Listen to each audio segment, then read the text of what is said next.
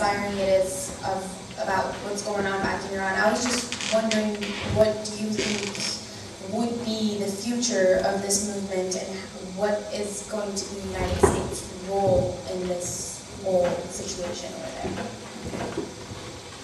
Well, the United States role, Iran is probably the #1 target of the whole so-called war on terror, because it's 70, 80 million people, second largest natural gas, third largest oil reserve, strategic location, a pivot state, and also an Islamist movement with state power, exerting enormous influence in the region. And the point here is, for the U.S. is hegemony. It is not because they seriously think Iran's going to launch a nuclear strike on Israel or something like this.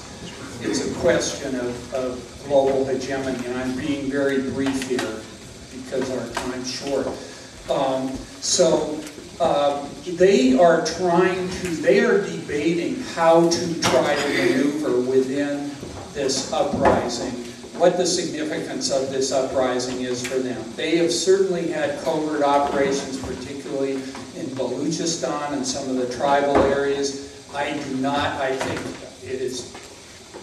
don't think it's at all true to argue this movement is simply a creation of the U.S. or the CIA. Of course, do they try to influence these things? Of course they do. And so that's what they're in the process of trying to figure out now. I do take the danger of war very, very seriously. This is a serious danger, and I think people are making a big mistake if they think there's no way the U.S. would do this. Again, I refer people, we've written extensively on this on revcom.us. I don't want to go on and on about this right now. I really encourage you to come hear Anahita, who's going to be speaking, as I said, next Friday.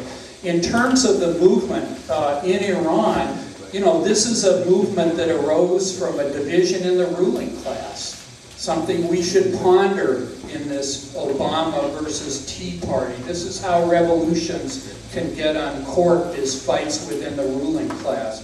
This is what happened in Iran, and there's a very sharp contention now because, in my view, the leadership of the Green Movement, Mousavi, his slogan is the Islamic Republic, not one word more, not one word less. Well, reforming the Islamic Republic is not going to liberate women. It's not going to liberate the Iranian people. I was there when this was founded. I've studied it since. It's a reactionary, pro-imperialist, theocracy that's a nightmare for the people, which is why so many people are rising up against it. So there's a fight for leadership in this. My sense of it is the people of Iran in many ways are moving beyond the Green Movement. Some people are. I'm sure it's very hotly contested. Anahita works with, is a supporter of the revolutionary communists, who I also support them, who are seeking to influence them. The lesson of 1979 is that if you don't have revolutionary leadership, these revolutions can turn out to be nightmares. If you don't have an actual program for uprooting feudalism, uprooting religious tradition, uprooting the impact of the global market and global capitalism that shapes and distorts these societies, then you're not going to find liberation. But I'll stop there. This is a very important topic to discuss, and I hope people attend. I would just like to very briefly say... I'm only saying that because we want to have 2 more questions. The only thing I wanted... You were the one that brought up the fact that you wanted to keep people brief. That was you. You're right. I'm not rudely interrupting, I'm just It's all right, man. No, it's good. Before we go, could you just give me a chance to mention the censorship of the newspaper before the evening's over? Absolutely. Okay. Next question. We have time for 2 more brief questions, and I'm not getting on Larry. I'm not being brief. I also wanted to state that Kajal, who's a student of mine, is from Iran, and she has lived there and was just there this summer, so she may want to talk to you about that. She knows a lot about Iranian society. We had 3 gentlemen that wanted to ask questions, and we're not going to have time for all of them, and that's also just why I wanted to say that. Everybody's invited to stick around. This gentleman is going to get to ask a question. Is there another woman here that would like to ask the last question? Because I try to look for a lot more balance in this, and there's been a lot more men than women asking questions. Is there someone here, is there a woman here that would like to have the last word after this gentleman? Please, somebody.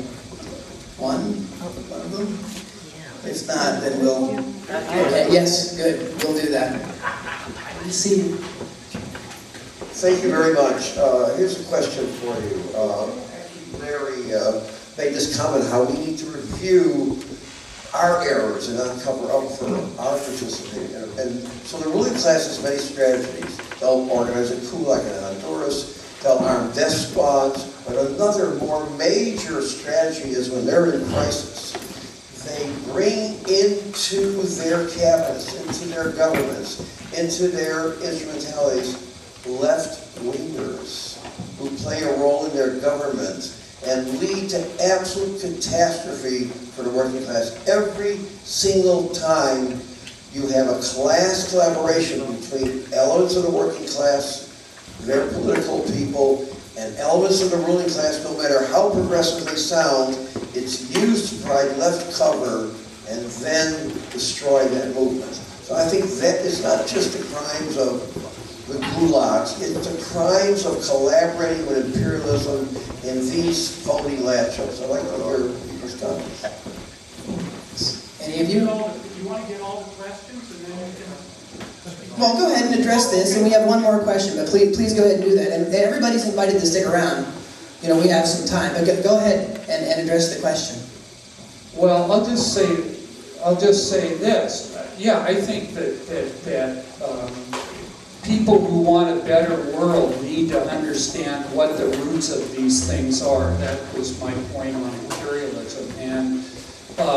And understand very broadly that strengthening systems of oppression does not liberate anybody and ends up, you know, perpetuating horrors. Look at Obama is still torturing people now. I thought what Russ said was right on the mark. People don't want to think about this. We need to. And I'll just say, I'm not fully answering this question. I know there's more to it, but I'll just say this. Did you guys catch Kucinich on healthcare when he made the comment that I'm voting for this because I don't want to delegitimize the Obama presidency? And he went on and said, if we do the Tea Parties in here, first of all, this I felt was exposed very much the role of the Democrats in legitimizing an illegitimate criminal system.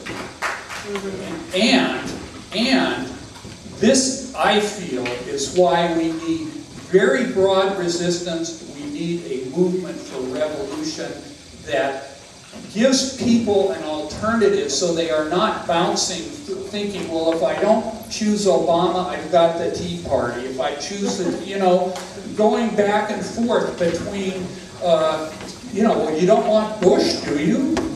Oh, well, then you choose this one. So I think we've got to break out of that.